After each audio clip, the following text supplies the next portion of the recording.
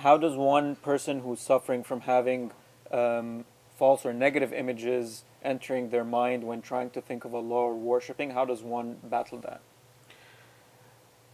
So one has bad thoughts or bad images when one is thinking about Allah subhanahu wa ta'ala. How does one battle it?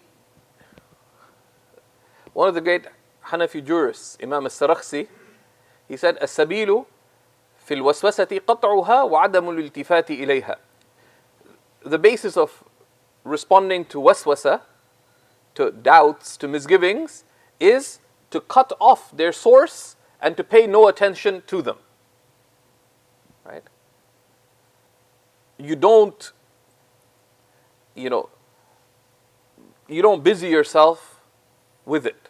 Right? You don't busy yourself with it. So you know something is wrong, just ignore it. Right? Just ignore it. You don't have to prove that it's wrong. Right? You don't have to prove that it's wrong. It has to prove to you that it is right. So you ignore it. That's number one. If the doubts relate to faith, or sometimes you're trying to pray, and some people they have some delusionary image or whatever, say A'udhu Billah. Right? You seek refuge from Allah subhanahu wa ta'ala from it. Don't pay any attention to it. The more you think about it, the bigger it gets. A friend of mine used the example. He said doubts are like a frog. I said, how? It's like a very uncle type statement. He said, if you have a frog and you the closer you bring it to yourself, the bigger it seems. Bring it I've never done this, by the way. Bring it really close, it looks big and scary. Big bulging eyes, whatever. Then you put it on the ground, walk away, look at it from a distance, it's nothing. Right?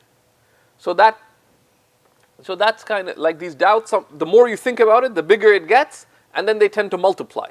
So you have to discipline yourself by avoiding it. Seek refuge in Allah subhanahu wa ta'ala, say A'udhu billahi minash shaitanir rajim, and busy yourself with the good. Right? Busy yourself with the remembrance, with good. Sometimes some kind of doubts, just be with other people. Doubts that, but if it's a point of knowledge that causes you doubt, sometimes just something absurd. Just don't think about it. If it's a point of knowledge, Imam Abu Hanifa said, immediately one should say, I believe what is true with Allah. Stop thinking about the specific doubt and go and seek sound means of redressing the doubt. Right? So if you've got a wound, you don't stand there staring at the wound. Oh my God, I have a wound. Right? It's not going to get better. You know that there's a wound, so you go and get it.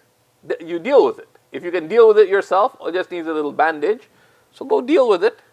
And if you can't deal with it because it's a big, gaping cut or something, similarly we have something that's wounding our faith, then consult. The Prophet Allah subhanahu wa ta'ala says, فَاسْأَلُوا أَهْلَ الذِّكْرِ إِن كُنْتُمْ لَا تَعْلَمُونَ. Ask the people of remembrance if you know not. The Prophet sallallahu alaihi wasallam said, إِنَّمَا شِفَاءُ الْعَيِّ السُّؤَالُ. The only cure for confusion is to ask. Okay? And one should ask. But one should not suppress a doubt. If a doubt relates to faith, for example, one should not suppress it. Because that repressed doubt will spread, perhaps unknowingly, and could make things much worse. Rather, one says to oneself, Amantu billah, I believe in Allah. Right? Say the shahada. Right? But then go and deal with the doubt. Right? Deal with the doubt through effective means. Often people do absurd things. They get a doubt, decide, let me research this topic. But they go research it in absurd ways. Right? If you cut yourself, you wouldn't say, okay, Amr, could you maybe help me with this wound? Amr said, let me see what I can do. Amr's a good guy, but do you know anything about treating big wounds? No. Right? So you make things even worse. Right? So that's the basis. And we have a lot of answers on the Seekers Hub. We actually have a reader on how to deal with misgivings and doubts, because when it relates to actions, the basis of waswasa, Imam Ahmad Zarruq says that السبب في الوسوسة الجهل بالسنة أو قلة العقل. The cause of waswasa is not knowing the sunnah or just stupidity, lack of intelligence. But he doesn't mean lack of intelligence يعني, as an insult, but that you don't have the principles, right? To deal with the waswasa. Because the intelligent person, العاقل, من رجعت تصرفاته إلى أصل ثابت. شرعيا كان, عقليا كان, أو شرعي. Right? An intelligent person is one whose conduct returns to principle, whether the principles established by revelation or those established by reason. That's an intelligent person. Someone whose conduct and choices return to established principles. And the foolish person is the one who just does whatever they feel like. So the cause of waswasa is two things. One is lack of understanding of how to deal with waswasa, which is you ignore it. And number two, lack of knowledge of sunnah, al-jahlu bis sunnah.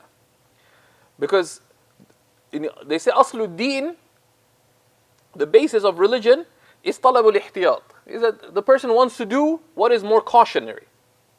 But if you don't know what is the standard of praiseworthy action, of cautious conduct, then it's very easy to go to excess. So if you want to do things right, there's this impulse to be careful. If unchecked, that'll lead to excessiveness. So what are the two things? One needs to know the sunnah. How do you do it according to the sunnah? Take that as your limit.